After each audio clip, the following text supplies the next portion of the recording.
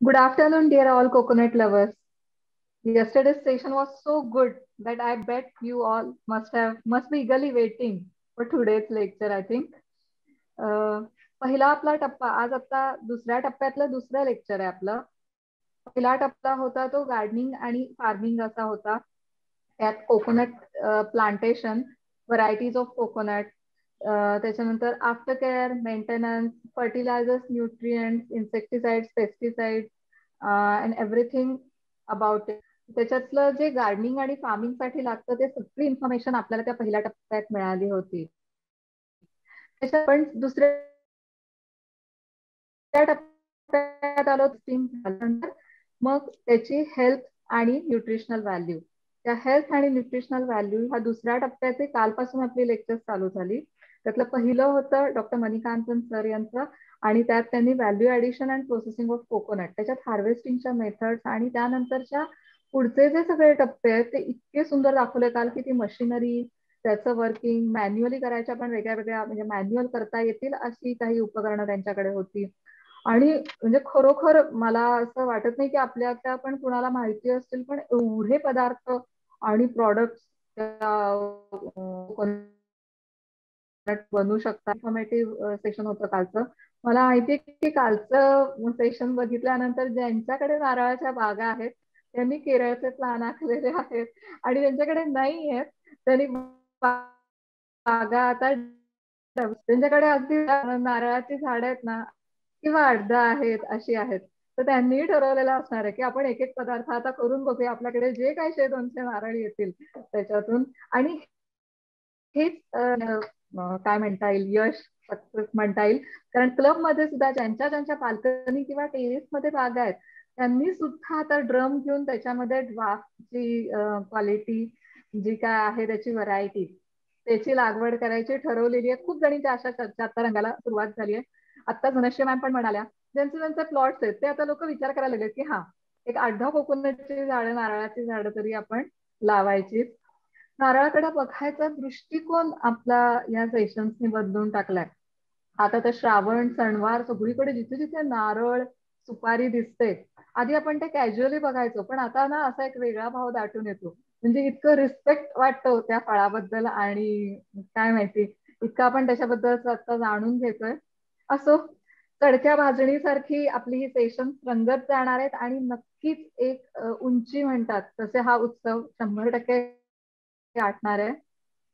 आजची आपली होस्ट आहेत आजच्या Savita Sandav, IFT train flower arrangement expert आहेत त्या, आणि कीन नेचर लवर, गेली कित्येक वर्ष क्लबच्या मेंबर आहेत, बॉटनी बेस्ड आहेत. तर संगीताताई आजची होस्ट तू आहे, ओव्हर टू. थँक्यू. नमस्कार, मी Sangita Sandav, garden club of कोल्हापूरची सदस्य. आज मी तुम्हाला डॉक्टर मैथिली नैसर्गी नाईक यांचा थोडक्यात परिचय करून देणार आहे. त्यांचं व्यक्तिमत्व खरोखरच खूप छान आहे. शैक्षणिक पात्रता तर खूप आहेच, पण इतर छंदही त्या जोपासतात. त्यांनी टिळक आयुर्वेद महाविद्यालयामधून BMS आणि MD केलेला आहे. त्यांचा स्पेशलायझेशनचा विषय होता प्रिव्हेंटिव्ह मेडिसिन आणि योग, म्हणजे स्वास्थ्यवृत्ता असं आयुर्वेदामध्ये म्हटलं जातं. सध्या त्याच विषयामध्ये PhD देखील करता आहेत, आणि PhD ची जेव्हा प्रवेश परीक्षा घेतली गेली तेव्हा त्या महाराष्ट्रातून प्रथम आलेल्या आहेत. आणि त्यांचं वय तुम्ही विचाराल तर वय काय असेल त्यांचं, तर त्यांचं वय फक्त 30 वर्ष आहे. आणि ह्या 30व्या वर्षी त्यांनी एवढं PhD सुद्धा त्या करत आहेत.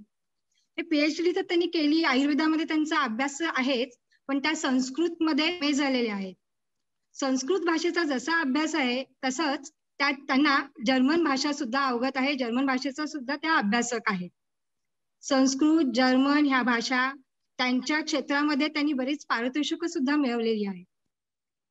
तेच करत असताना त्या कोरोनाच्या काळामध्ये त्यांनी बऱ्याच लोकांना अतिशय माफक दरामध्ये सेवा दिलेली आहे. बऱ्याच लोकांना त्यांच्या आयुर्वेदाचा अभ्यासाचा विचार करून त्यांनी आहार कसा घ्यावा कोरोनाच्या काळात लोकांना, त्यांना खूप त्यांनी मार्गदर्शनही दिलेलं आहे. त्याचप्रमाणे त्या सध्या टिळक आयुर्वेद महाविद्यालयामध्ये लेक्चरर म्हणून कार्यरत आहेत. सदाशिवपेठ पुणे येथे त्यांचं प्रथम नावाने क्लिनिक सुद्धा आहे. त्यांनी कोपेनहेगन विश्वविद्यालयामध्ये न्यू नॉर्डिक डाएट हा केलेला आहे. असताना त्या भरतनाट्यम विशारद आहेत आणि भरतनाट्यम छंद आहेत, आयुर्वेदाचा आहे आणि त्याचा सुरेख संगम त्यांनी साधला.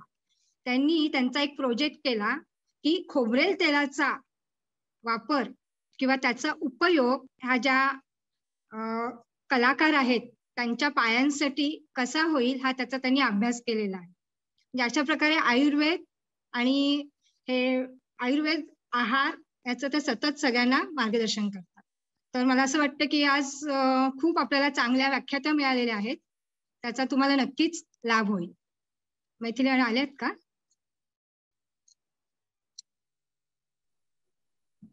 जॉईन झालेल्या दिसत आहेत. त्यांचे 2 डिव्हाइस जॉईन दिसत आहेत.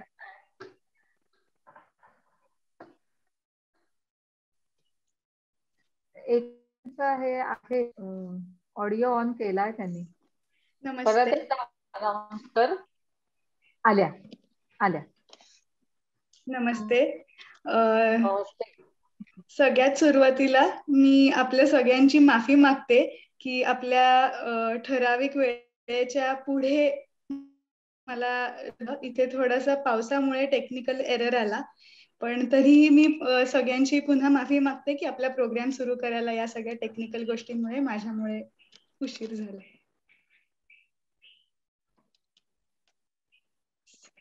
सुरू करूया आपण. येस. सर्वात प्रथम आपल्या या कोकोनट फेस्टिवल मध्ये सहभागी होण्याची जी मला संधी मिळते आहे त्याचा मला अतिशय आनंद होतो आहे. आणि माझी ओळख करून दिल्याबद्दल, in kind words of appreciation माझी ओळख करून दिल्याबद्दल मी संगीता सावंत मॅडम, कल्पना सावंत मॅडम आणि संगीता सांडव मॅडम या सगळ्यांची आभारी आहे. आपण सर्वजण क्लबचे मेंबर्स, अधिकारी आणि कोकोनट प्रिय असे जे आपण सगळेजण इथे जमलेलो आहोत. आयुर्वेदानुसार जे काही नारळ, नारिकेल ह्याच्याबद्दल माहिती आहे आणि ती कंटेम्पररी जगामध्ये, कारण जेव्हा आयुर्वेदचे ग्रंथ लिहिले गेले तो काळ आणि आत्ताचा काळ ह्याच्यामध्ये झालेला प्रचंड टेक्नॉलॉजिकली फरक हा लक्षात घेऊन adapting the knowledge of plants and Ayurveda that was there 1000 years ago in the contemporary scenario असा थोडासा आपल्या सगळ्यांबरोबर शेअर करण्याचा माझा मानस राहील.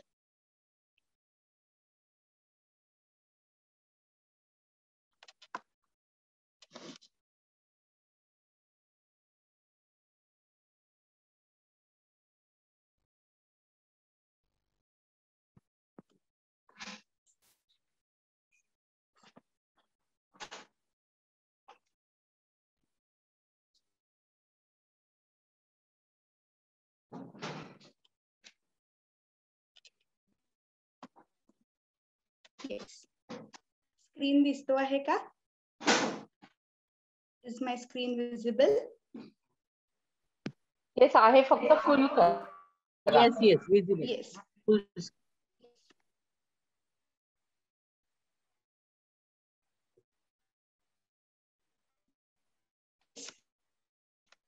हा 220 festival from 22nd October. Go into praise for nice teaching and learning experience that is there in Ayurveda. There is one lovely thing I would like to show you. Can anybody guess what is this?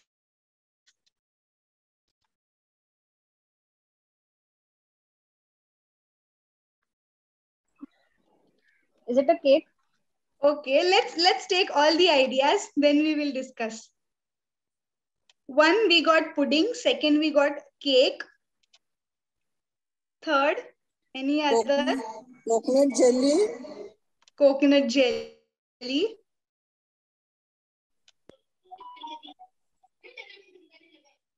Okay. So all of us are right in some way or the other. It is coconut pudding fashioned in the form of a cake for a person who didn't like cake, but for birthday we wanted to celebrate something. He loved coconuts a lot, so we made this coconut milk pudding. Is the same, principles of Ayurveda will be the same, but how we adopt them to the contemporary scenario differs.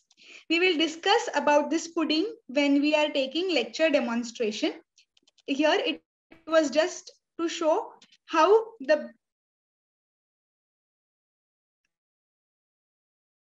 function station can be. Yes.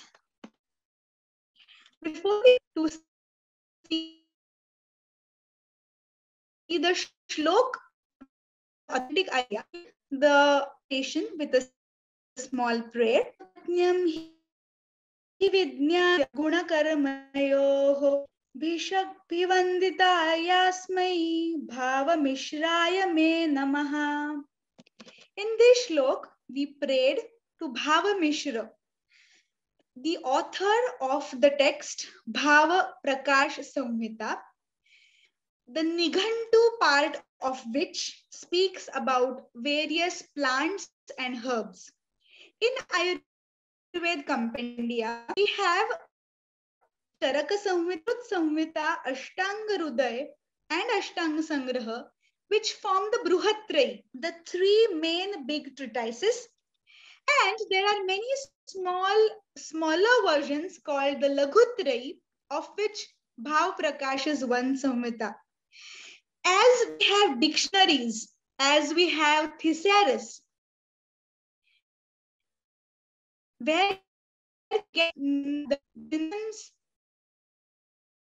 and detailed information of certain words, we have something called as Nighantu in Ayurveda, where various drugs, herbal, as well as Ayurveda medicines, as well as the ones which form a part of the diet feature. So this Bhav Prakash Nighantu is one of them. Let us see what about Narike Snigdha Shita Pitta Vanashanaha Ardhapakwa Trunashosha Shamano Durjara Paraha. Narikela Salilam Laghu Balyam Shitalaincha Maduraincha Gurupake Pitta Pinasa Trushash Shrama Daha Shanti Nishosha Shamana Sukhadai. Let's not get into the jargon. First of all, if we see what are the parts of coconut that Ayurveda talks about. नारळाच्या वृक्षाचे कोणते कोणते भाग आहार्य किंवा औषधीय द्रव्य म्हणून घेतलेले आहेत हे बघूया. सगळ्यात पहिलं म्हणजे पुष्प, श्रीफल पुष्प. दुसरं म्हणजे श्रीफल, नारळ, नारिकेल. तिसरं नारिकेल पय, नारिकेल तोय किंवा नारिकेल सलिल, नारळाचं पाणी. चौथं नारळाचा चव. आता इथे आपण फळ आणि चव असं वेगळं वेगळं म्हणतो आहोत, कारण आयुर्वेदाला अपेक्षित आहे की अपक्व, टेंडर कोकोनट आपण जिथून म्हणू तिथपासून ते पूर्ण पक्व अशा सगळ्या फेजेस मधल्या नारळाचे गुणधर्म वेगळे वेगळे सांगितले.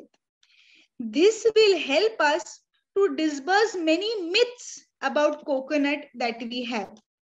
Let's see one of the important shlok about this. गोलकं नारिकेलस्य पाटयेच्च विधानतः फलार्धम् इक्षु बीजानि तस्मात् तत्त्वात् विभावयेत. We spoke about narikela pushpa, narikela phala, narikela toya, and narikela majja, that is the flesh.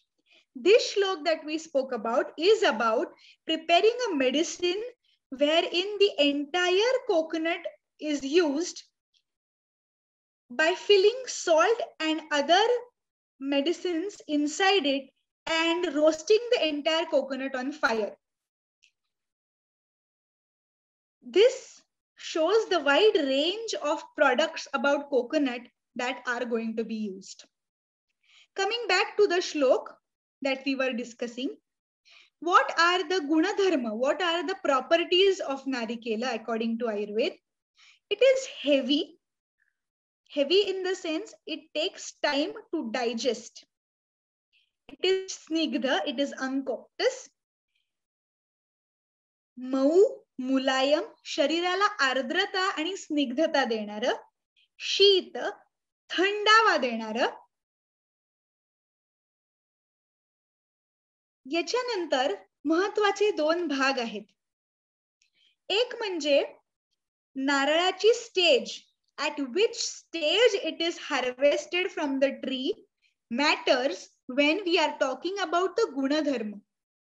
If we see the Tridosha theory of Ayurveda, Vata, Pitta and Kapha, these are the three dosha of the body. And whatever we consume forms some way or the other to vitiate these dosha. आपल्या आहारातील कुठलेही घटक असे आहेत की त्यांचा पुन्हा परिणाम या तिन्ही दोषांवर होणार आहे. तर जर जे आपण नारळ वापरणार आहोत, जे टेंडर कोकोनट असणार आहे, याच्या सेवनाने शरीरातील पित्त दोष हा कमी होणार आहे.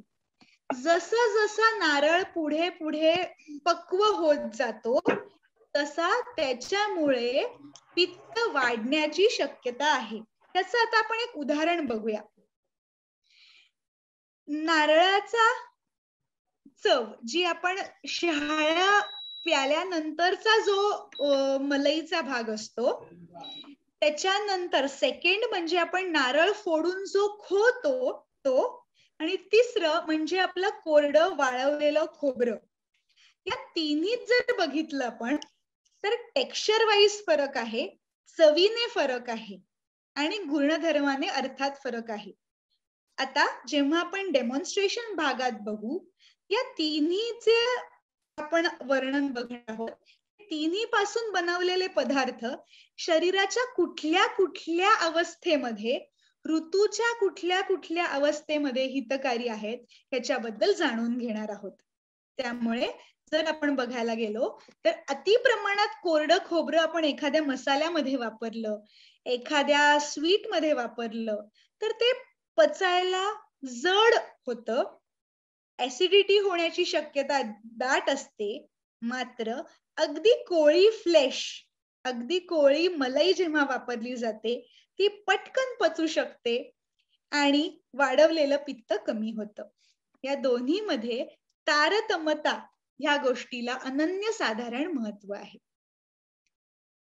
हे होतं नारळाचं आतल्या मज्जा, मलई आणि दोष यांचा संबंध. ह्याचा वापर आपल्याकडे प्रत्येक सणासाठी, प्रत्येक ऋतूसाठी अतिशय खुबीने करून घेतलेला आहे. ते आपण डेमॉन्स्ट्रेशन मध्ये बघणारच आहोत. पुढे जर आपण सुश्रुत संहितेतील माहिती बघितली तर त्याच्यामध्ये नारिकेल पय ह्याला अतिशय महत्व सांगितलेलं आहे.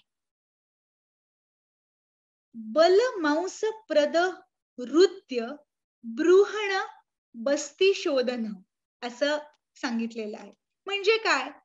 बल, शरीराचं बल, मांस जे मसल्स आहेत त्यांना पोषण देऊन त्यांची शक्ती वाढवणं. बृहण म्हणजे शरीराचा एकूण आकारमान वाढणे, एकूण साईज वाढणे. यामध्ये बल आणि मांस दोन्हीचा अंतर्भाव होतो. नृत्य हृदयाला प्रिय, मनाला प्रिय, एक प्रकारची शरीराला टवटवी देणार असं हे सांगितलेलं आहे. आणि सगळ्यात महत्वाची भाग म्हणजे बस्ती शोधन. नारळाच्या पाण्याचं एक सगळ्यात महत्वाचा उपयोग म्हणजे मूत्रकृच्र आणि बस्ती व्याधी. म्हणजेच एखाद्याला युरिनरी प्रॉब्लेम्स असतील, त्याला काही कारणाने युरिनेशन मध्ये दाह होणे, आग होणे, जळजळणे, प्रमाणतः युरिन कमी होणे, या सगळ्या कंडिशन्स मध्ये नारळाचं पाणी हे अतिशय उत्तम द्रव्य म्हणून वर्णन केलेलं आहे. त्यामुळे नारळाचं पाणी आणि युरिनरी डिसीजेस यांचं आपण व्यवस्थित समीकरण लावू शकतो. अर्थात कुठल्या सर्जिकल कॉजने जर युरिनेशन मध्ये प्रॉब्लेम असेल तर त्याला सर्जरी शिवाय दुसरा पर्याय नाही. पण फिजिओलॉजिकल प्रॉब्लेम्स मध्ये जेव्हा क्वांटिटी ऑफ युरिन इज लेस, तिथे डेफिनेटली हा उपयोग होऊ शकतो. नारळाचं पाणी केवळ नारळाचं पाणी म्हणून घेणे आणि त्याचे विविध प्रकार करून खाणे, पिणे, याबद्दलची आपण डेमॉन्स्ट्रेशन मध्ये माहिती घेणार आहोत. त्यानंतर सगळ्यात महत्वाचं एक भाग म्हणजे नारळाचं फूल. केरळमध्ये याचा मोठ्या प्रमाणात वापर केला जातो. याला आयुर्वेदामध्ये ग्राही अशी संज्ञा दिलेली आहे. एक प्रकारचं औषध किंवा चाटण किंवा लेह, आपली चटणी जशी असते, गोड चटणी नारळाच्या पुष्पापासून केलेली, ही सुतिकेमध्ये म्हणजे डिलिव्हरी झाल्यानंतरच्या काळामध्ये प्रत्येक स्त्रीला देण्याचा केरळमध्ये प्रघात आहे. आपल्याकडे देखील कोकणात काही भागांमध्ये याचा अवलंब केला जाऊ शकतो, पण सर्वसाधारणपणे ह्याचा वापर होत नाही. परंतु त्याचा अतिशय उपयोग असल्या कारणाने आपण अशा या पद्धतीने देखील जर आपल्याला नारळाची फुलं प्राप्त होत असतील तर त्याचा आपण नक्कीच वापर करू शकतो. चौथा उपयोग जो आपण श्लोकात बघितला की पूर्ण नारळ जसाच्या तसा ठेवून केवळ त्याचे ते जे 3 डोळे आहेत त्यांच्याद्वारे औषधी द्रव्य आत प्रविष्ट करून तो पूर्ण नारळ मातकापडाने लिंपित करून अग्नीद्वारे भाजून जे आतलं द्रव्य असतं ते नारिकेल लवण नावाने उपयोगी केलं जातं. जेव्हा आपण नारळाचे 3 डोळे म्हणतो, या स्क्रीनवर आपण बघू शकतो 1, 2 आणि 3. हे 3 जे इंड्युलेशन्स नारळामध्ये आहेत, these 3 indulations that can be seen on the coconut, these impart it one of the names, one of the synonyms as Trinetraka. This is compared to the 3 eyes of Lord Shiva and hence worshipped as a fruit, the king of the fruit, and the tree as Kalpavruksha, the one which grants all the wishes. Okay, त्याच्यानंतरचा भाग जो आहे तो म्हणजे नारळाचं तेल. आयुर्वेदामध्ये जेव्हा तेल ही संज्ञा आहे तेव्हा तिलोद्भवम तैलम अशीच निरुक्ती अपेक्षित आहे. तेल ही अशी गोष्ट आहे जी तिळापासूनच काढली जाते. नंतर तेल ही संज्ञा अनेक फळं, बिया यांपासून निघणाऱ्या स्निग्ध पदार्थाला म्हणून लागू झालेली आहे. So to begin with, whatever oil or fatty substances that came from tila, sesame or the sesame seeds, was supposed to be called as Taila. In due course of time, the word Taila came to encompass all those substances, those fatty substances, those oily substances that come from oil seeds, nuts, or even certain aspects of fruits. So this is how Taila, the word, came into existence. Now, when we talk about coconut oil, one of the best source of wholesome vitamins is coconut oil. If we see in Ayurveda point of view, it is said that whatever are the properties of the dravya, the seed, the nut, similar qualities shall be present in the oil derived from the nut. ज्या बीजापासून आपण तेल निर्माण करणार आहोत, त्या बीजाचे जे गुणधर्म आहेत, त्या द्रव्याचे जे गुणधर्म आहेत, तेच गुणधर्म त्याच्या तेलाला देखील असणार आहे. त्यामुळे नारळाचं तेल हे शीत, थंड, थंड जेव्हा आपण म्हणतो तेव्हा केवळ बाह्य स्पर्शाला थंड नसून शरीरामध्ये आत जाऊन जे परिणाम होणार आहेत त्याच्यासाठी शीत. कारण आपण बघितलं की गुणधर्म शीत, स्निग्ध, गुरु असा सांगितलेला आहे. त्यामुळे नारळाचं तेल हे शीत कमी करणारं आणि शरीरामध्ये आर्द्रता, स्निग्धता वाढवणारं असं आहे. नारळाच्या तेलाबद्दल आपण दोन प्रकारे विचार करू शकतो. एक म्हणजे जे आपण आता बघितलं की आतल्या गरापासून येणारं तेल, जिथे हे प्रिन्सिपल लागू आहे की ज्या द्रव्यापासून आपण तेल काढणार आहोत त्या द्रव्याचेच गुणधर्म तेलात येणार आहेत. आणि दुसरं म्हणजे नारळाच्या करवंटीपासून निघणारा स्त्राव. When the outer hard kernel of coconut is heated on fire, the secretions that fall from it are also termed as coconut oil, the oil from the kernel, and is very useful for the treatment of skin diseases. असं नारळाच्या करवंटीपासून काढलं गेलेलं तेल हे त्वचेचे विकार बरे करण्यासाठी मोठ्या प्रमाणात वापरलं जातं. इथपर्यंत आपण बघितलं की नारळाच्या असलेल्या उपयुक्त अंगांपासून प्रोडक्ट्स जे त्या द्रव्याला धरून आहेत. म्हणजे जर आपण प्लांट बेस्ड एखादा प्रोडक्ट बघतो आहोत तर ते सीड्स आणि नट पासून येणार आहे ते ऑइल आहे. पुष्पांचा औषधामध्ये घालून उपयोग आहे. पण पुढच्या ज्या दोन गोष्टी आहेत त्या यांपासूनच पुढे निर्माण केलेल्या जाणार आहेत. एक महत्वाची गोष्ट म्हणजे कोकोनट मिल्क.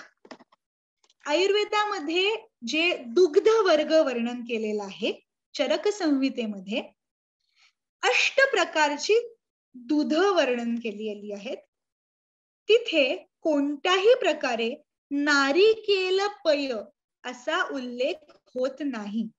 कारण आयुर्वेदाला असं अपेक्षित आहे की दूध हे प्राणीज द्रव्यच आहे, ते वनस्पतीज द्रव्य नाही. पण मग या नारिकेल पेय, नारिकेल दुग्ध हे आलं कुठून? हे आपल्याला आयुर्वेदानुसार आहारात घ्यायला संमत आहे का? हे असे अनेक प्रश्न उपस्थित होतात. पण ज्या प्रकारे म्हणतात की कृत्स्नो हि लोके बुद्धिमत्ताम आचार्य, सर्व जग हे विचार करणाऱ्या मनुष्यासाठी गुरुप्रमाणे आहे, शिक्षकाप्रमाणे आहे. त्याचप्रमाणे जर आपल्याला अशा उक्त म्हणजे वर्णन केलेले वृक्ष, वनस्पती, पण त्यांच्यापासून येणारे प्रोडक्ट्स जे अनुक्त आहेत, जे सांगितलेले नाही आहेत, त्यांचे गुणधर्म बघण्यासाठी आपल्याला मदत होते. तर नारिकेल दूध, आता इथे पय हा शब्द संस्कृत मध्ये दोन्ही प्रकारे वापरला जातो. दुधासाठी तर आहेच, शिवाय पाण्यासाठी सुद्धा कैक वेळा पय हा शब्द वापरलेला आहे. त्यामुळे अजून एक जबाबदारी आपल्यावर येते की जेव्हा आपण एखादा शब्द त्या रेफरन्सने बघणार आहोत, त्यानुसार इथे पाणी वापरलं आहे, दूध वापरलं आहे, पाण्याबद्दल बोललं जात आहे की दुधाबद्दल बोललं जात आहे, हे बघणं अत्यंत गरजेचं राहील. Coming back to our coconut milk, if we go to see the components of the coconut milk, it is basically the grated kernel of the coconut, which is not fully ripened in the sense it is not dried up. The water and the moisture content of the kernel of the flesh is not dried up, is what is expected. The white tender part, which can be grated, that with water, the normal water, is ground together to make coconut milk. Now, depending upon the consistency, it is either coconut milk or coconut cream. या coconut cream जे बघायला गेलं तर नारळाच्या दुधाचाच एक घट्ट अंश आहे, याचा देखील उल्लेख आयुर्वेदामध्ये कुठेही होत नाही. पण हे दोन्ही घटक द्रव्य आपल्या वापरामध्ये मोठ्या प्रमाणात आहेत. तर एखादी गोष्ट पचण्यासाठी अवघड किंवा सोपी ही त्याच्या द्रवतेवरून देखील ठरते. म्हणजे एखाद्या गोष्टीत लिक्विड आर्द्रता जास्ती असेल तर ती गोष्ट पचायला लागणारा वेळ, आणि एखादी गोष्ट घन आहे, त्याच्यात आर्द्रता नाही पण त्याच्यात फॅट कंटेंट जास्ती आहे, शर्करेचा कंटेंट जास्ती आहे, ती गोष्ट पचायला वेळ लागणार आहे. त्यामुळे केवळ त्यांच्यात असलेल्या द्रवतेवरून आपण त्यांना दूध म्हणायचं की क्रीम किंवा नवनीत, हा आपण, मला असं वाटतं या एंटायर कोकोनट फेस्टिवल मध्ये हा कॉइन केलेला एक नवीन शब्द असेल, तो म्हणजे नारिकेल नवनीत, the cream that is derived from the coconut flesh. So we saw this wide range of products, the raw materials that the coconut forms a part of in the diet. Here the toddy, that is obtained from the coconut, is not taken into consideration here. Coconut sugar is not taken into consideration here because these two don't form a direct part of the Ayurveda literature. There are indirect references to the use of the coconut plant in a long on a holistic basis, but their gunadharma, their properties are not discussed here in detail. We shall discuss about all these anukta things, all these aspects of healthcare through coconut, both internally and externally, when we are talking about holistic health through coconut in the tomorrow's session.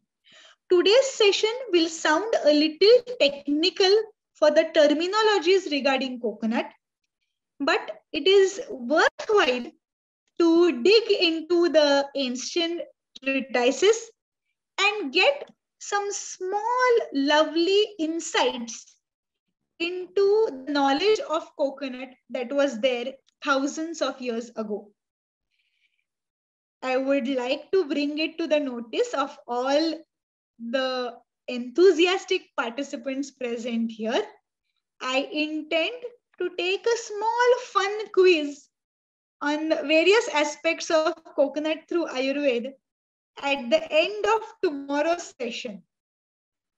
So let's not just remain acquainted only through to the knowledge aspects of coconut, but also have that small competitive spirit in mind so as to solve the wonderful quiz tomorrow at the end of the session. Yes, so coming back to our coconut once again, it is said that coconut is a complete fruit which gives a complete beverage and food combo. Here, we are always used to having combos in the current scenario when we are having certain kinds of fast foods. We have our own combo in the form of coconut here, not just for one meal, but for endless meals altogether. That will be again a part of a lecture demonstration session. Now, before we speak about a couple of recipes that are thoroughly inspired from various parts of coconut, let us talk about a few aspects as to why coconut forms this major part of our day-to-day culture in the Indian scenario and also in the Southeast and Southwest Asian region. First of all, as we discussed at the inaugural session, coconut is that plant which is a representative of the Pancha Mahabhuta Tattva.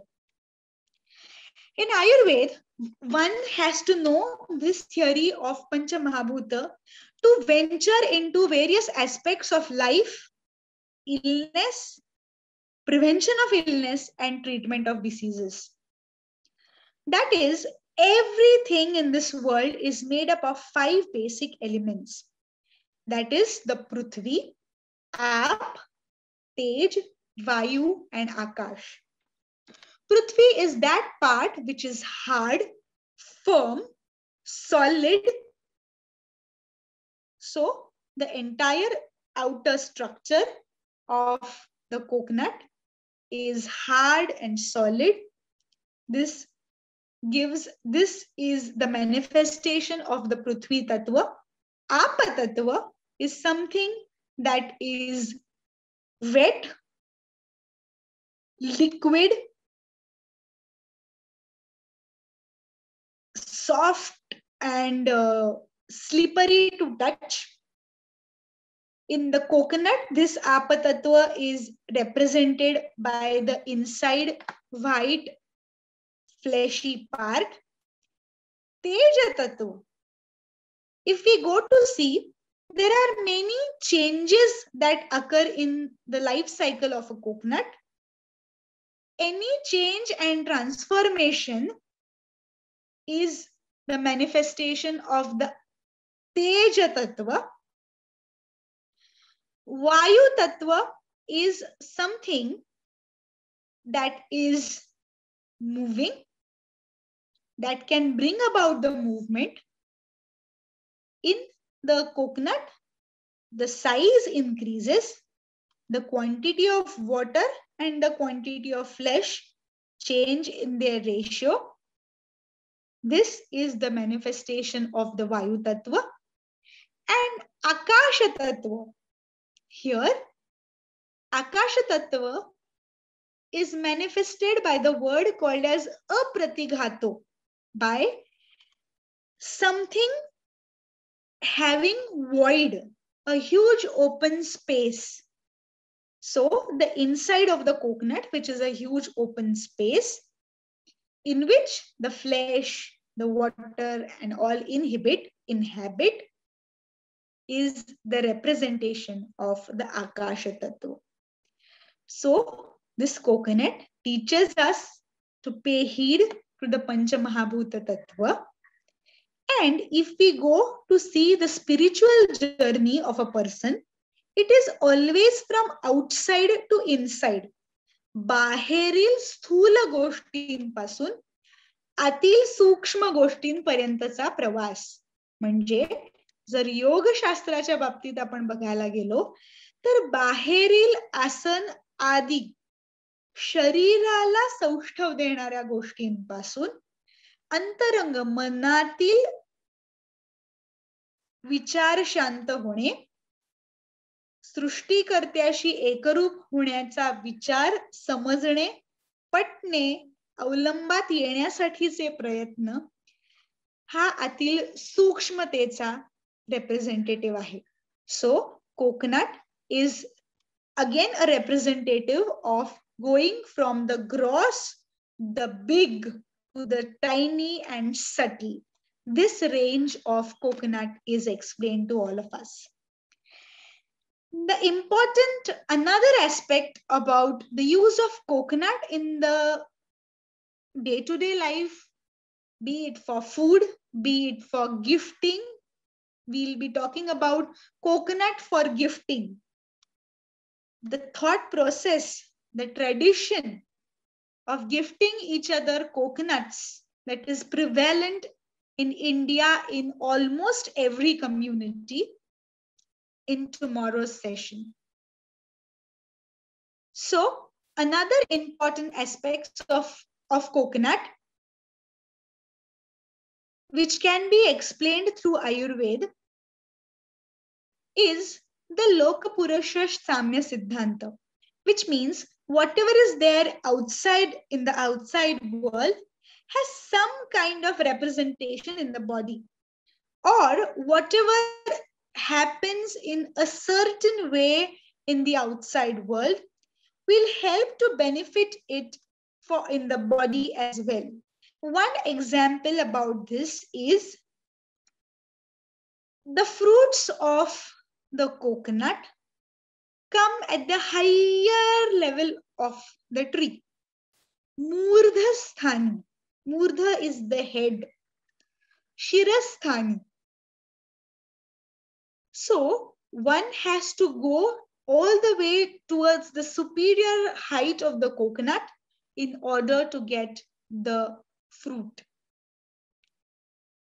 In the similar manner, if the coconut is used judiciously, taking into consideration its properties, where it is going to be beneficial and where it is going to be not so beneficial, is important for maintaining good health.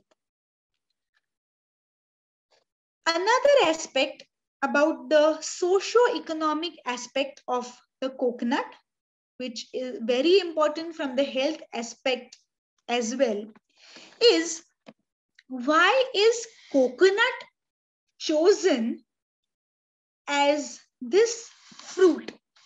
Ayurveda मध्ये नारळाचा उपयोग, नारिकेल याचा उपयोग, याची माहिती ही फल वर्गामध्ये येते. नारळ हे फळ इतकं का पूजलेलं, वंदनीय आणि वापरात असेल?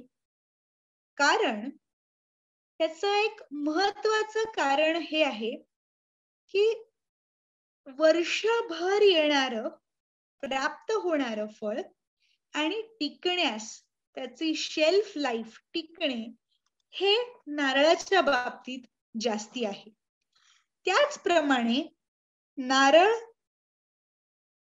आतून वापरण्यासाठी त्यामध्ये असलेले कंटेंट्स वापरणे हे एक प्रकारचे स्टेराईल, बाहेरच्या कोणत्याही वातावरणाला एक्सपोज न झालेले, त्यामुळे अत्यंत स्वच्छ, हायजिनिक, शुची, आयुर्वेदामध्ये शुची आणि शिव हे दोन शब्द वारंवार स्वच्छ, चांगल्या, प्लेझेंट गोष्टींसाठी वापरले जातात.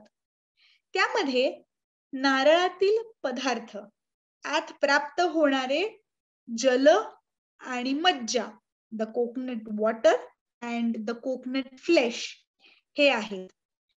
त्याचप्रमाणे विविध stages of the coconut life, जी वेरियस स्थित्यंतर नारळाच्या फळामध्ये होतात, ती त्या त्या वेळेला विशिष्ट प्रकारे शरीराला उपयोगी होतात.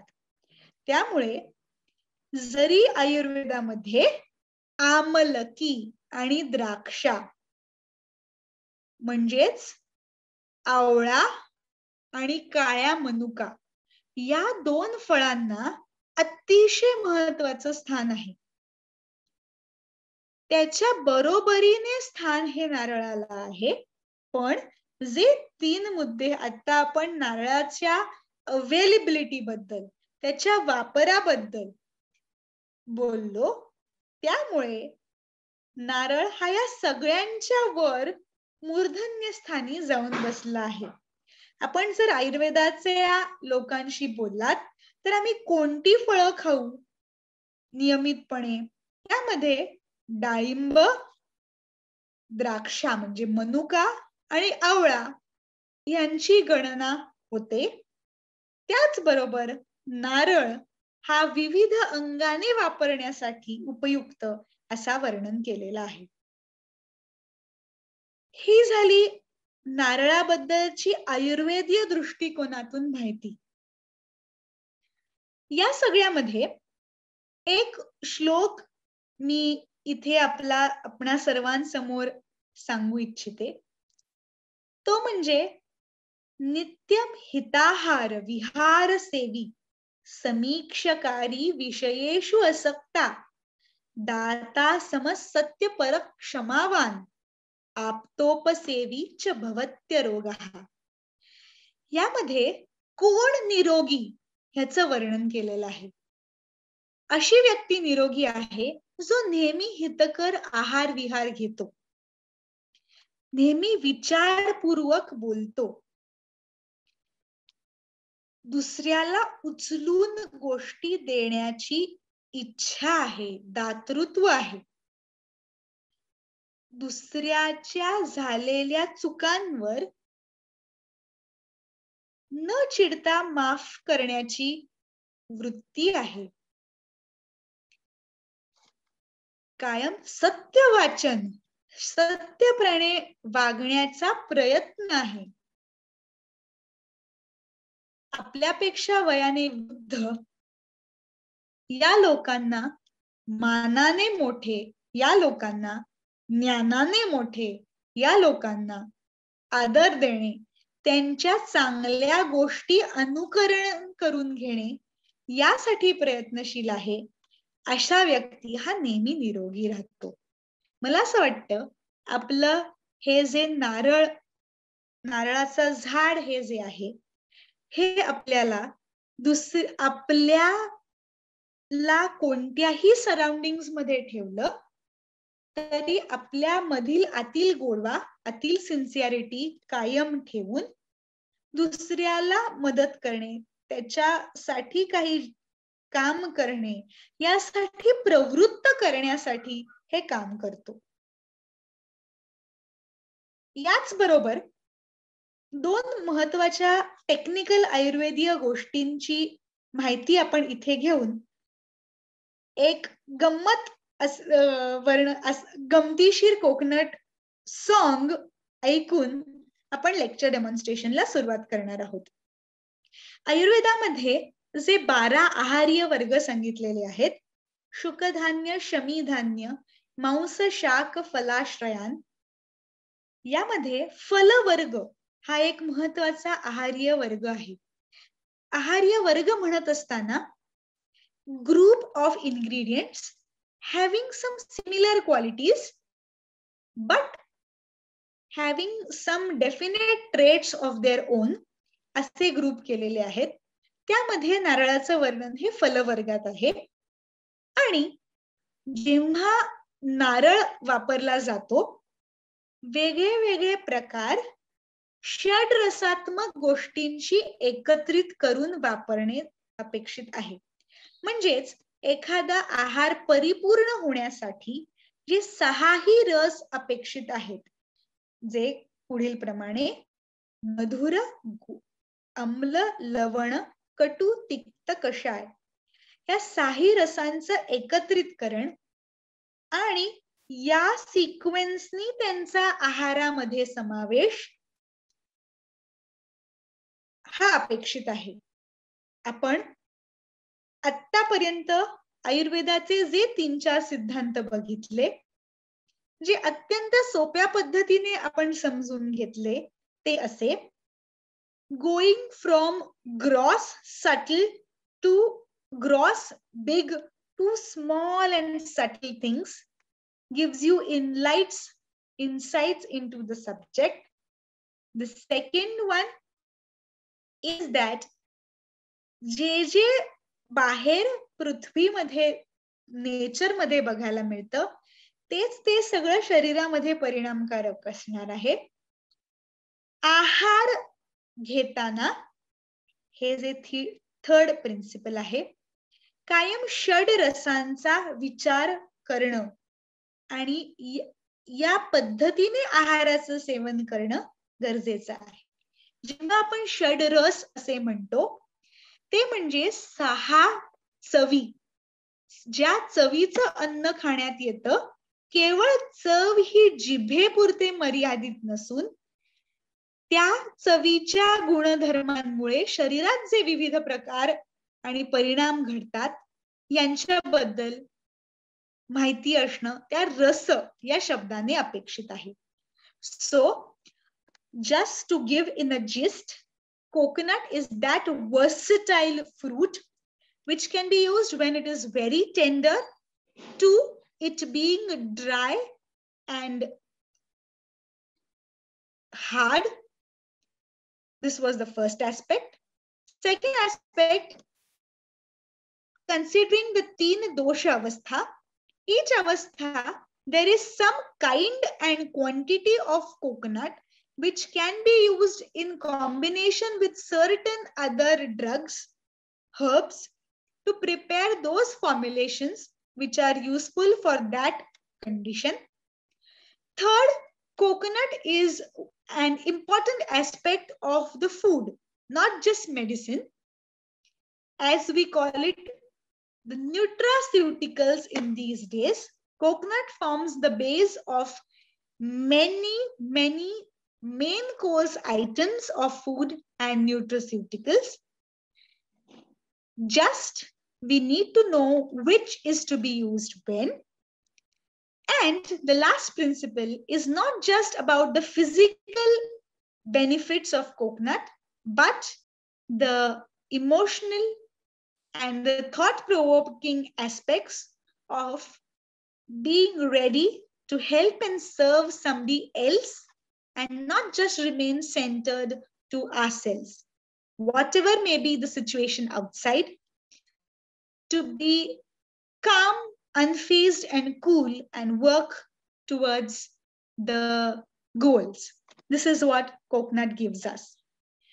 आताच्या सेशन मध्ये थोडंसं ग्रंथोक्त नॉलेज आपण जास्ती घेतलेलं असल्यामुळे काही वेळा काही संज्ञा न समजणे किंवा एखादी संज्ञा वारंवार तीच सांगितलेली आहे असं वाटणे याची शक्यता दाट आहे.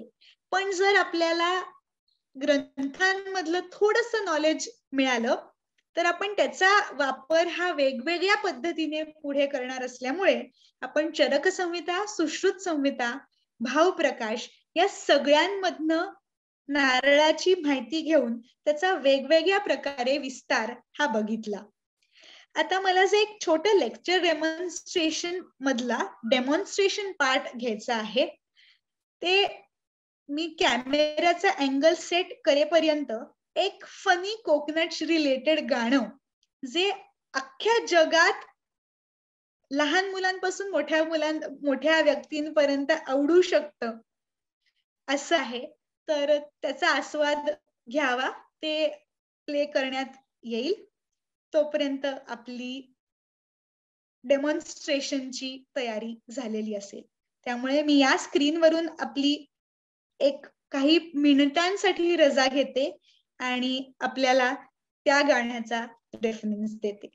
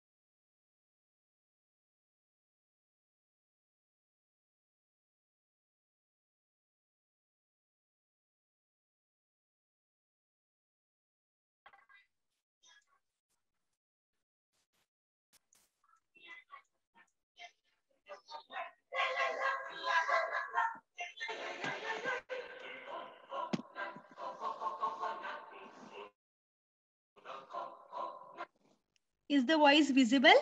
Is the voice audible? No, ma'am. Now? Very low. The coconut nut is a giant nut. If you eat Yes, too thanks. much, get very fat.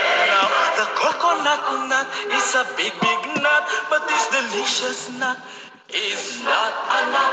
It's the cocoa fruit. It's the cocoa fruit of the cocoa tree. From the cocoa palm family. There are so many uses of the coconut tree. You can build a bigger house for the family. All you need is to find the coconut man. If he cuts the tree, he gets the fruits tree. It's the cocoa fruit. It's the cocoa fruit of the cocoa tree. From the cocoa palm family.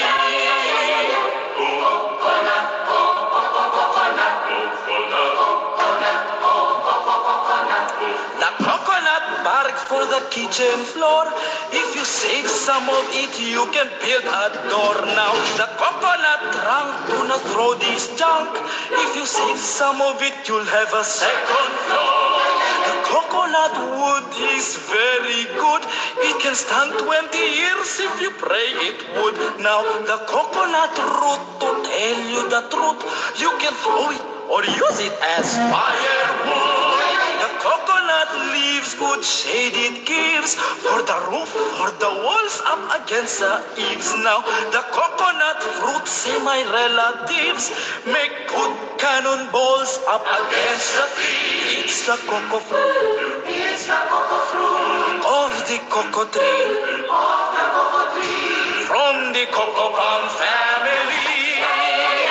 The coconut nut is a giant nut. If you eat too much, you get very fat. Now the coconut nut is a big nut, but this delicious nut is not a nut. The coconut nut is a giant nut. If you eat too much, you get very fat. Now the coconut nut is a big nut, but this delicious nut is not a nut. It's the cocoa fruit. It's of the cocoa tree, from the cocoa palm family. It's the cocoa fruit of the cocoa tree, from the cocoa palm family. It's the cocoa fruit of the cocoa tree, from the cocoa palm family.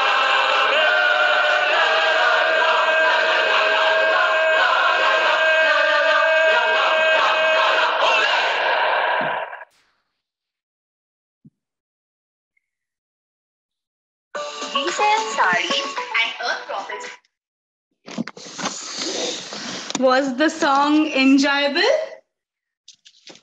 Yes. Yes, it is not.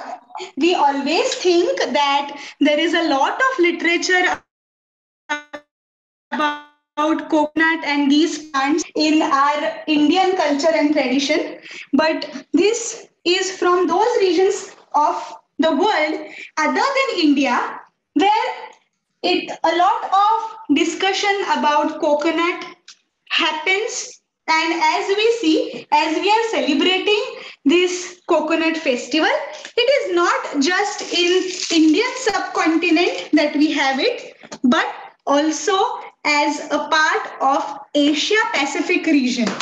So this was about it. The screen is just ready. I will put it on. And the first thing that will be there for the display is a wonderful display about certain sweets, delicacies made from coconut, as well as certain stages of the life of coconut, which we spoke about in detail. Before that, can anybody put in chat box one of the weirdest or one of the craziest things that you have done with the fruit that you like? When I say weird and crazy, it means that you are so passionate about it that though the use of that plant or tree or fruit was not meant in that manner, you, out of your love and passion, put it there and it came out to be very good. मी विचारू इच्छिते की कोणी आपल्याला आवडणारं वृक्ष, फळ किंवा एखादा प्लांट याचे असा काही उपयोग केला आहे का जो सामान्यपणे केला जात नाही, पण तुमचं त्या झाडावर, त्या प्लांटवर, त्या भाजीवर, फळावर इतकं प्रेम आहे, तुम्हाला वापरण्यामध्ये ते इतकं आवडतं की तुम्ही त्याचा असा वेगळाच उपयोग केलात आणि तो सगळ्यांना खूप आवडून गेला, स्वतःलाही खूप मजा आली. जर तुम्ही हे चॅट बॉक्स मध्ये घालू शकलात तर will be happy to know about that.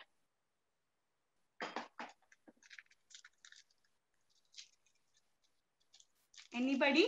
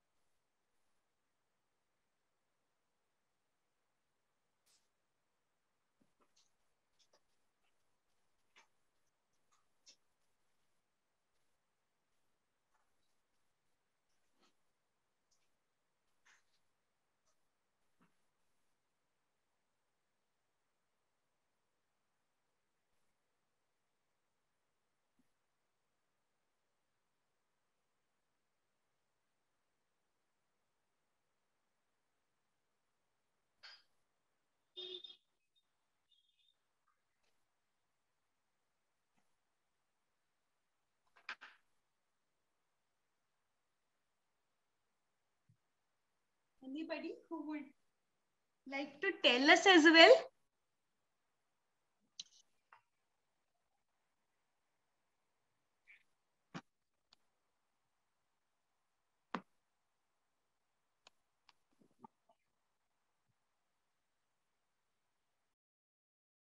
Okay. So we got wonderful. Using coconut fruit and leaves in the flower arrangement. Wonderful idea. Yes.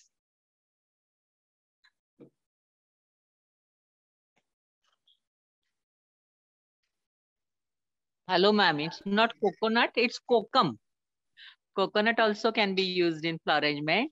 Hello? Yes. Audible? Kokum. Yes. Kokum tea I love. Wonderful. We are used to using the fruits of kokum, but Yes. the leaves being used in flower arrangement is really wonderful. Leaves as well as fruits can be used in flower arrangement because they are also. beautiful color, size, Yes. the canopy of the tree, everything is very beautiful. Very true. And our Gardens Club member Neeta has taught us the wonderful recipes about the kokum. Okay. Just directly putting direct use like a lemon in the sarbat. Yes. So many uses because it is having beautiful color when we put it in our water also. Yes. So kokum is my favorite tree and fruit we can call. Okay, thank you. Wonderful. It's going very wonderful. The song was beautiful. We will try to write a song also. Oh. So you are very much interactive and motivating. Thank you. Yes. Thank you so much. Yes. There you go. I will flash the camera to show all the arrangements that are done for the demonstration.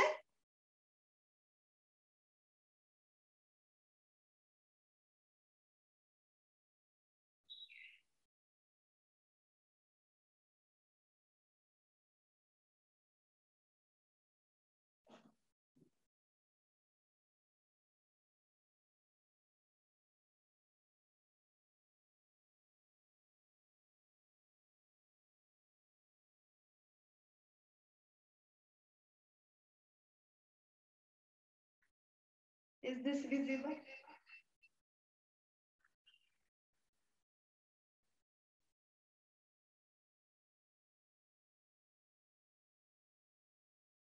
Is this visible? No, not visible. Not visible? No. Yes, visible. Visible. Yes. Yes. Does it give a pleasing look to see Yes. various aspects of coconut present? Yes. Without further delay, we shall begin with the explanation of certain aspects, because as you know, it is not just about talking about the Gunadharma from the texts, but also putting it to use. So we will begin with that.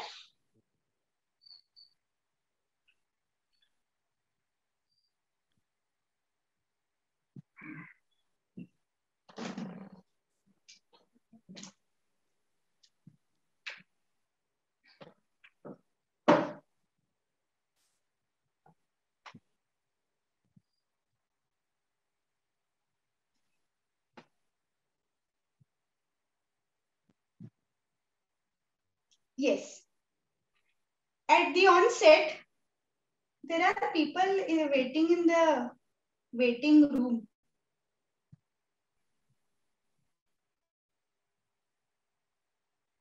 Yes. At the onset, let us see some aspects. Here, this is the tender coconut.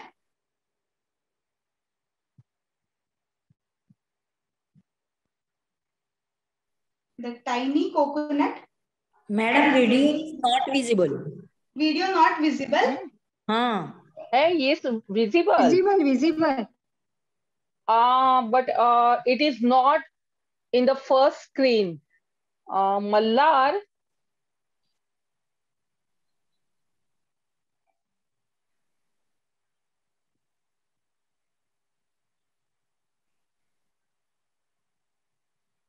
What can be done? No, Please you can pin the start. screen.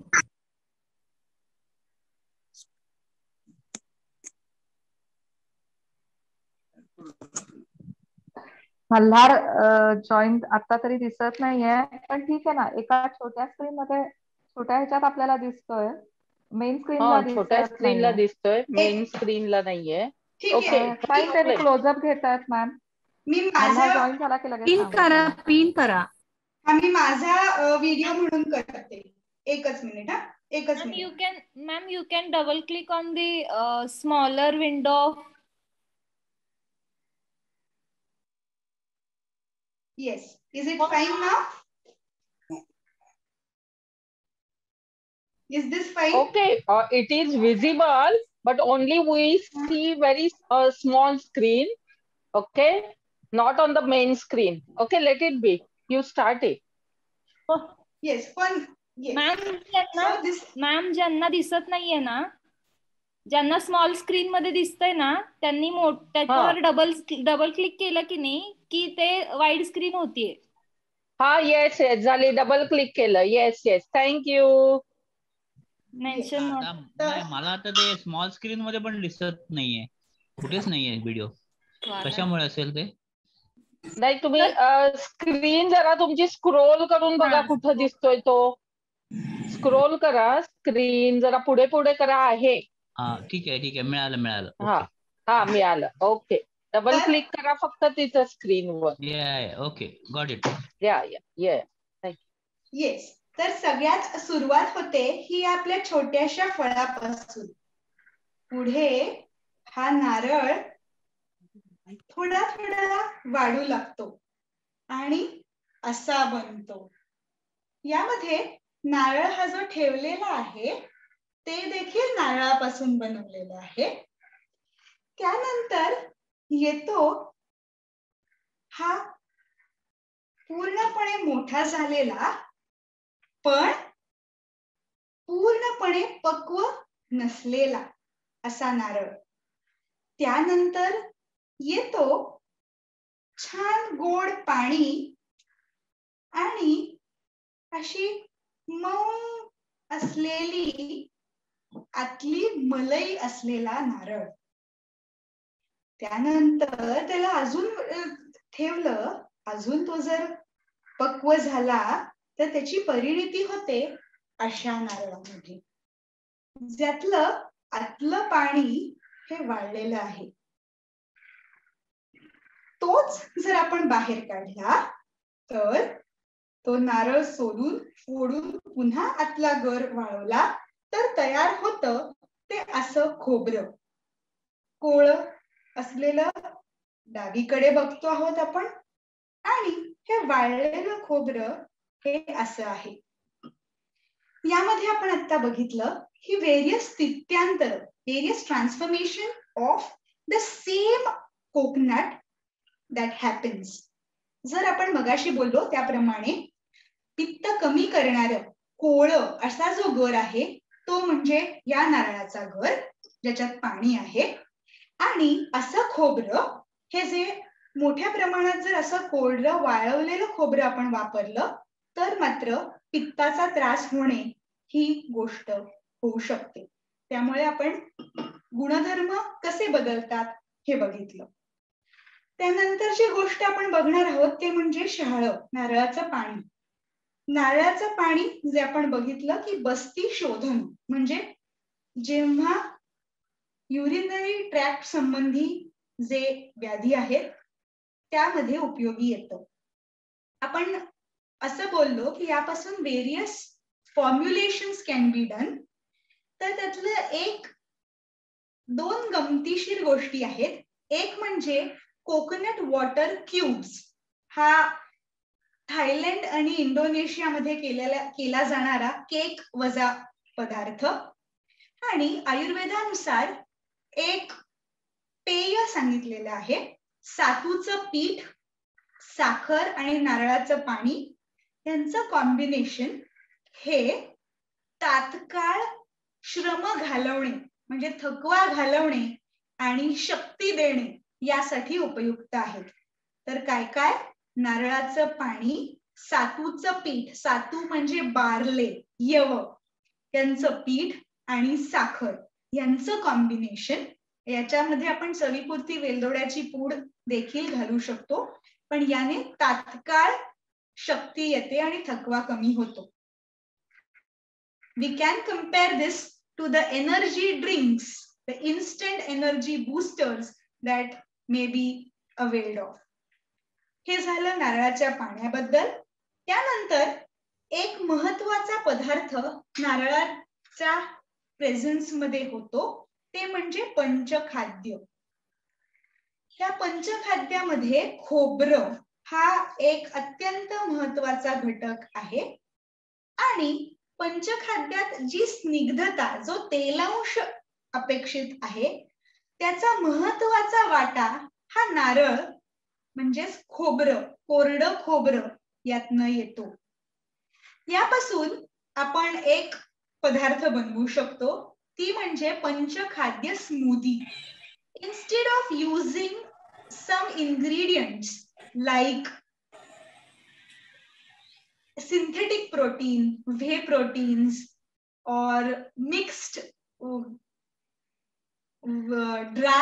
dry fruits and fruits all mixed together to form certain smoothies, we can make panchakhadya smoothie, as in using this powder of panchakhadya with milk can give a beautiful filling, जे पोटाला आधार देणार, पोट भरणार अशी tasty, पचायला उत्तम आणि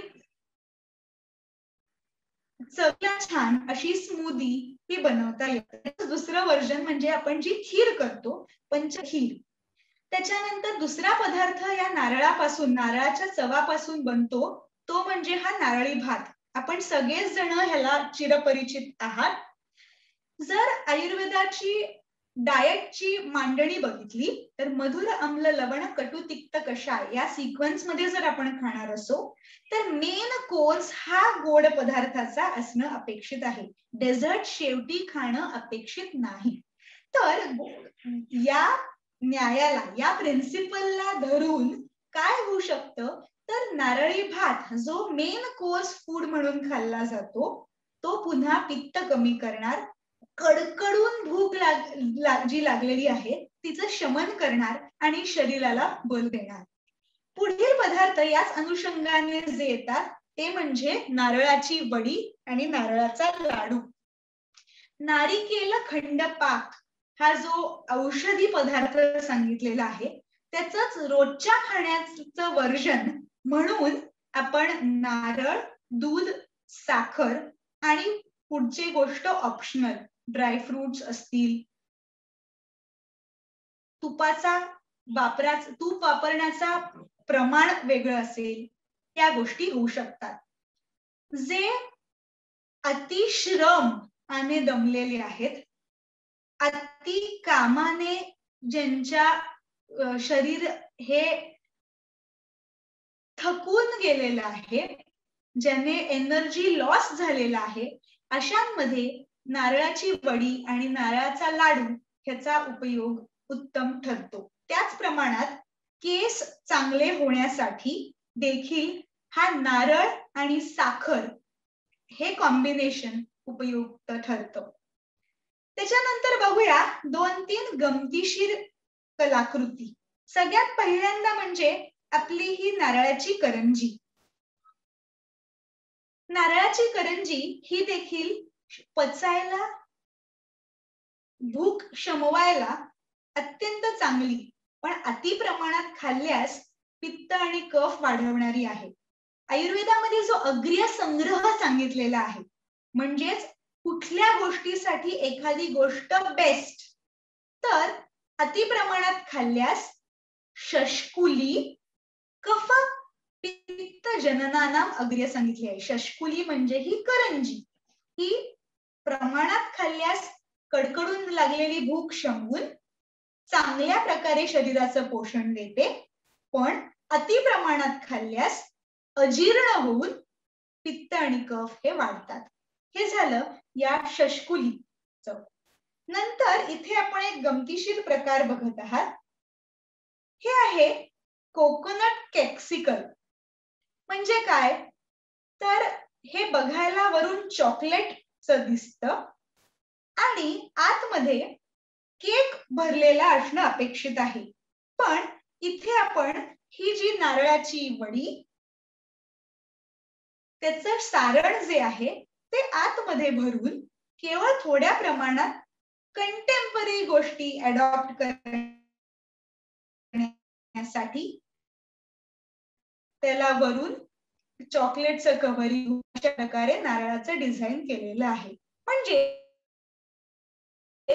इतर कोणते पदार्थ जे हितकर नाहीत अशांचं पेक्षा त्या त्या ऋतूला साजेसं, त्या त्या सणाला साजेसं, पण कंटेम्पररी अप्रोच मध्ये सर्वांना अपील होईल अशा प्रमाणात, अशा प्रकारात आपण हे नारळाची वडी, लाडू यांचा अंतर्भाव केला आहे.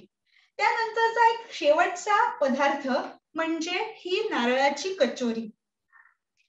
हल्ली खूप प्रमाणात उपासाचे पदार्थ एक्सपेरिमेंटल स्वरूपात करण्याची पद्धत आहे. त्यामध्येच ही एक पद्धत. अतिप्रमाणात कोरडं खोबरं, शेंगदाणे, साबुदाणा या सगळ्या गोष्टींच्या सेवनाने अजीर्ण तर होतच, पण उपवास म्हणजे शरीराच्या सिस्टीमला क्लेन्झिंग साठी, मनाला क्लेन्झिंग साठी करण्याची जी गोष्ट आहे तिच्यापासून डिव्हिएट होऊन शेंगदाणे, अति खोबरं, साबुदाणा यांमुळे त्रासच होतो. याला पर्याय म्हणून ओलं नारळाचा तव, जिरे, मीठ, थोडी हिरवी मिरची, कोथिंबीर जर खात असतील उपासाला तर असं मिश्रण हे राजगिराच्या पिठाच्या पाळीत घालून ते बेक किंवा शॅलो फ्राय करणे असा प्रकार केल्यास उपवासासाठी देखील नारळाचा उत्तम उपयोग होऊ शकतो. त्यामुळे आत्ताच्या या सगळ्या पदार्थांमध्ये जो छोटूसा भाग राहतो ते म्हणजे हे कोकोनट डेझर्ट. नारळ, कोकोनट पावडर, पिठी साखर आणि शिंगाड्याचं पीठ यांचा एकत्रित करून जर ते छोट्या छोट्या प्रमाणात त्याचे असे बॉल्स करून जर आपण गोड पदार्थ म्हणून वापरले तर हेल्दी आणि पोटाला छान आधार देणारे पण अजीर्ण न होऊ देणारे असे पदार्थ आपण तयार करू शकतो. त्यामुळे जर आपण कोर्स वाईज जर बघायला गेलो, मेन कोर्स मध्ये आहे आपला नारळी भात किंवा नारळ घातलेला नीर डोसा, त्याला लावून खायची नारळाची चटणी किंवा हे जे करीज, कोकोनट बेस्ड करीज जे करण्यात येतात त्याच्यानंतर येतो आपला स्वीट्स मधला भाग जो करंजी आहे, लाडू आहे, हे केक्सिकल आहे जे बाकी कुठले स्वीट्स एकमेकांना गिफ्ट करण्यापेक्षा आपण वापरू शकतो ते. त्याच्यानंतर जेव्हा आपल्याला तिखटा मिठाच्या गोष्टींची चटक आहे त्यावेळेस आहे आपली कचोरी. जेवण संपताना एरवी आपल्याला घ्यायचं असतं ताक, पण जर नारळ आपल्यासाठी जर डायनिंग टेबलवर विराजमान असेल तर नक्कीच त्याच्यापासून बनणारी सोलकढी जी पुन्हा पित्त शमन करायला मदत करते. आणि जसं आपण मगाशी बघितलं नारळाबद्दल, नारळाबरोबरच कोकम हे एक अजून एक छान फळ आपण एकत्र करून सोलकढीमध्ये वापरतो. आणि तर खाऊ आणि छोटासा स्नॅक्सच्या वेळेस हवी असेल तर पंचखाद्याची स्मूदी, वडी, लाडू किंवा जे नारळाचं ड्रिंक, कोकोनट वॉटर पासून जे आपण ड्रिंक बनवलं सातूचं पीठ आणि साखर घालून, या सगळ्यांचा अंतर्भाव होतो. यामध्ये आपण लक्षात घेणं जरुरी आहे की आपल्या रोजच्या वापरण्याच्या मसाल्यांमध्ये कोरडं किंवा ओलं खोबरं वापरलं जाऊ शकतं. मुखवासामध्ये आपण थोड्या प्रमाणात वापरू शकतो आणि बाकी कुठले चिप्स जे खाण्यात येतात त्याच्याऐवजी कोकोनट श्रेड्स चे चिप्स यांचा देखील वापर हा खाण्यासाठी आणि डेझर्ट सर्व करण्यासाठी, गार्निश करण्यासाठी आपण करतो. सगळ्यात शेवटी आहे इथे हा डेकोरेटेड नारळ. याचं एक प्रतीक असं आहे की नारळ हे जे कल्पवृक्ष आहे त्याचा केवळ उदो करणे, त्यांच्यासाठी डेकोरेट करून ठेवणे, त्याच्या महतीचे गुणगान गाणे यासाठी असणं अपेक्षित नसून इनोव्हेटिव्ह वेज वापरून आपल्याला माहिती असलेली शास्त्रीय माहिती आरोग्याच्या दृष्टीने आपण कशी निर्माण करू शकतो याची ही एक छोटीशी झलक आता आपण बघितली. So this is all about the various aspects of use of coconut for demonstration, not only as an innovative recipe, but the one having scientific basis of the properties of coconut, both for its nutritional value as well as its place in the diet.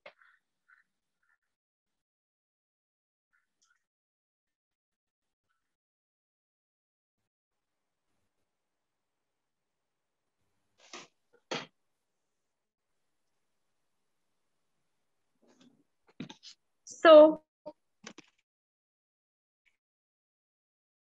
this was to make a tour through dietary aspects of coconut. Today we discussed the coconut through the Ayurveda point of view and how it can be used in the contemporary scenario. Tomorrow's lecture will be more about the practical use both internally and externally as is prevalent in the current scenario, and the small quiz about coconut that. So I would like to thank all of you for your patient listening. Here the patient word is very important because we sailed through the technical snag that I had in the beginning, and this demonstration which some of us could not see properly. So this patient listening, I'm thankful for that and for your enthusiastic participation in this session.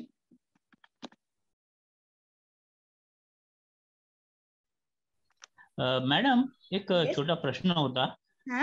नारळ असं बऱ्याच ठिकाणी ऐकलेलं आहे की हृदय रोग ज्यांना असेल त्यांनी नारळ टाळावा, तर हे कितपत खरं आहे? हो, येस, खूप महत्वाचा प्रश्न आहे sir.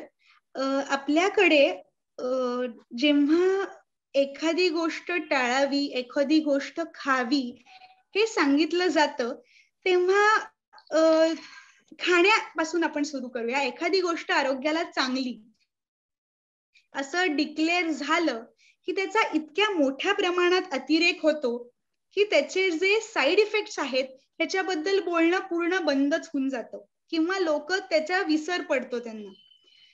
Same thing has happened with coconut and coconut oil. तर coconut oil, virgin coconut oil घेतलं की अमुक अमुक अमुक अमुक आजार एक नाहीसे होतात असं माहिती असल्याने लोक नुसते उठून अनेक प्रमाणात अनेक चमचे कोकोनट ऑइल पिणे हे सुरू करतात.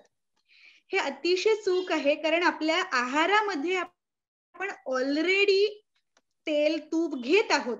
इन ऍडिशन टू दॅट असं काही घेणं अपेक्षित. Same in heart diseases. Basically नारळ हे अत्यंत मोठ्या प्रमाणात तेल प्राप्त होणे यासाठी बनलेलं आहे. त्यामुळे आपण नारळ खाल्ला की आपण त्यातनं फॅट्स खात आहोतच, आणि consumption of excess fats is not good, not recommended in cardiovascular diseases. त्यामुळे हा समज आहे आणि तो रास्तही आहे की अति प्रमाणात खाऊ नये. कारण सगळ्यात महत्वाचं म्हणजे अति सर्वत्र वर्जयेत हे जे आयुर्वेदाने सांगितलंय त्याचा आपल्याला विसर पडलेला आहे. जेव्हा आपण म्हणू की जास्त खोबरं खाऊ नका तेव्हा लोक शेंगदाणे घालायला आणि खायला सुरुवात करतील, देखील अपेक्षित नाही. त्यामुळे कमी प्रमाणात अल्प प्रमाणात सगळ्या गोष्टी खाव्यात या मताचा आयुर्वेद आहे, पण बाकी सगळे प्रिन्सिपल्स फॉलो करून. जर आयुर्वेदाच्या दृष्टीने बघायला गेलो तर नारळ हे हृदय सांगितलेलं आहे, म्हणजेच मनाला प्रिय आणि शरीराला उपयोगी होणार, हृदयाला पण उपयोगी होणार असं. पण हे जर सगळे रूल्स आपण जे बोललो ते जर फॉलो केले तरच, नाही तर नक्की त्याचा तेलांश हा जास्त असल्यामुळे कार्डिओव्हॅस्क्युलर डिसीजेस ना आमंत्रण नक्की देणार. अच्छा, दुसरं एक होतं मॅडम, तुम्ही मगाशी पंचखाद्य म्हणालात, त्या पंचखाद्यामधले कुठले ते 5 पदार्थ आहेत? त्यातला एक नारळ आहे. खोबरं अशा अर्थी तो नारळ आहे. ओला नारळ इथे अपेक्षित नाही आहे, इथे कोरडं खोबरं असंच अपेक्षित आहे. जर आपण पंचखाद्यातले पदार्थ बघायला गेलो, मी इकडे तुम्हाला पुन्हा एकदा दाखवते, स्क्रीन आपला सुरू झाला की. नाही, तुम्ही नावं सांगितली तरी चालेल. पंचखाद्यामध्ये कुठले 5 पदार्थ येतात? खोबरं, खारीक, खसखस, खडी साखर आणि किशमिश म्हणजे आपल्या मनुका, काळ्या मनुका किंवा बेदाणे दोन्ही अपेक्षित आहे. इथे बऱ्याच वेळेला बेदाणे हे घेतलं जातं किशमिश या नावाने. हे या 5 गोष्टी अपेक्षित आहेत. याच्यात देखील आपल्याला अपेक्षित नाही. खोबरं, खारीक, खसखस आणि किसमिस आणि खडी साखर. हो, या 5 वर आलं. खडी साखर. ओके. कसं आहे, हे बालकांचं खाद्य म्हणून पूर्वी दिलं जायचं, हे नैवेद्याचं खाद्य म्हणून पूर्वी दिलं जायचं. तर त्यातले सगळे टेस्ट तर बॅलन्स व्हायला पाहिजेत, पण ते चावून चावून खाल्ल्यामुळे ब्रेनचं सटायटी सेंटर जे आहे त्याला देखील सिग्नल मिळावा, ही त्यातनं असणारी अपेक्षित गोष्ट आहे. कारण आपण नुसतं खातो, पण चावून चावून नीट जर खाल्लं नाही तर सटायटी सेंटर पर्यंत तो सिग्नल जातच नाही आणि अतिप्रमाणात खाल्लं जाण्याची शक्यता ही दाट आहे. म्हणून कायम चावून चावून खा हे सांगण्याचा उद्देश त्या प्रकारच्या कॉम्बिनेशन साध्य होत असणार. थँक्यू. हे मॅडम एका वेळी केवढं खाल्लं पाहिजे? काय पंचखाद्य आहे ना, ते एका वेळी किती क्वांटिटी खाल्ली पाहिजे? येस बेसिकली हे पंचखाद्य वर्षाच्या 12ही महिने खाणं अपेक्षित आहे का, तर त्याचं उत्तर नाही असं आहे. समर सीझन म्हणजे ग्रीष्म ऋतूमध्ये जेव्हा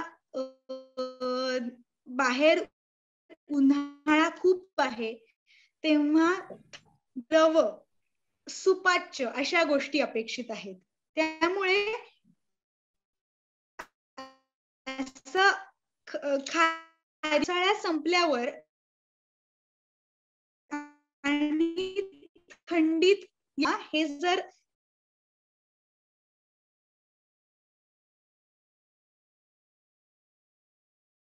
तुकडे बारीक तुकडे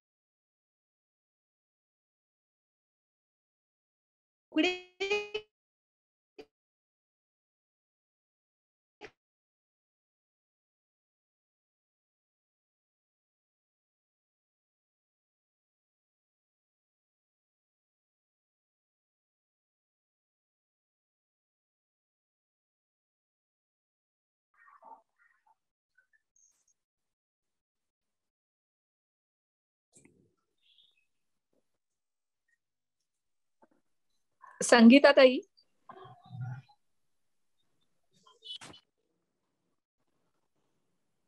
हॅलो संगीता ताई.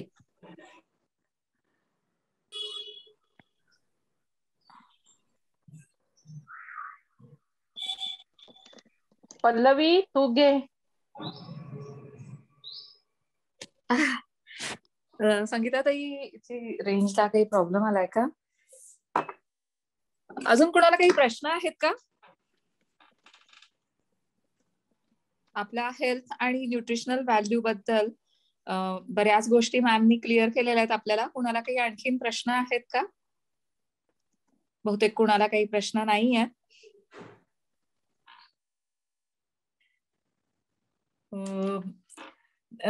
आम्हाला मागच्या आपण जी पुष्प स्पर्धा घेतलेली होती तेव्हापासून आम्हाला काय म्हणतात,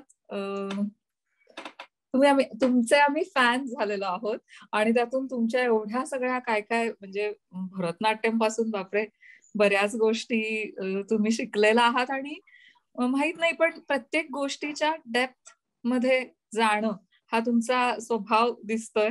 त्यामुळे कुठलाही विषय घ्या त्याच्यात एंटरटेनमेंट पासून नॉलेज पर्यंत, म्हणजे जसं की आता सुद्धा इतकं छान वाटलं गाणं ऐकवलं तुम्ही आम्हाला, त्यातले मस्त मस्त पदार्थ, ते पण म्हणजे नारळाच्या छोट्या नारळापासून फायनल त्याच्या मॅच्युअर्ड साईज पर्यंत ते कम्प्लीट डेमो दाखवणं, सगळे पदार्थ ते म्हणजे काय म्हणतात एकदम थरो स्टडी करून, प्रेझेंटेशन करून, कलेक्शन करून, श्लोक, गाणी, माहिती, असं अर्थपूर्ण आणि कम्प्लीट ज्ञान मॅम तुम्ही आम्हाला दिलेलं आहे.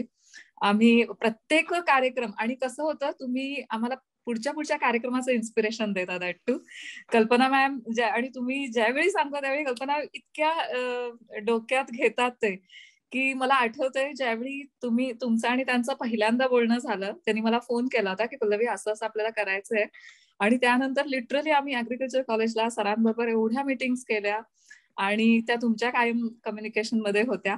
तर असो, त्यामुळे हा इतका सुंदर कार्यक्रम तयार झाला. आणि आताही तुम्ही जे आम्हाला लेक्चर दिलं हेल्थ आणि न्यूट्रिशनल व्हॅल्यू बद्दल ते फारच सुंदर होतं.